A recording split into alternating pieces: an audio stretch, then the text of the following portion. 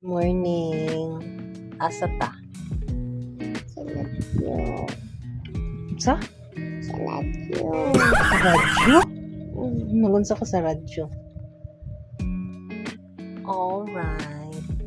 Good morning guys. Kay mag-work naman ta. So mag-prepare sa tadaan sa atong balon. For me and for Isay.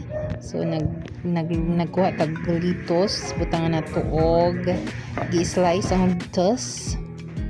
Dayon San Marino tuna, corn tuna, lami gid ni siya. Actually favorite gid na ko ni siya. O sesame salad dressing atong isagol. Kana lang tulo ka ingredients, bites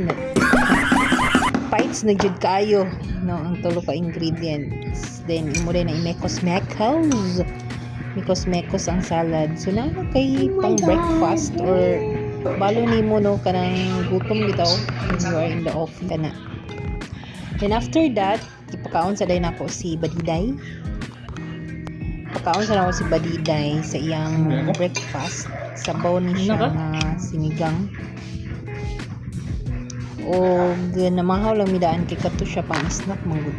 Na kaning snack ni Isay kay favorite kay niya. Napalit ni namo diya sa Rose Bake Shop sa Balingasag. Diha jud mi palitan og mga patatas, kanang yang mga kay barato ra gyud kayo basta suki mi diha. And then off to work.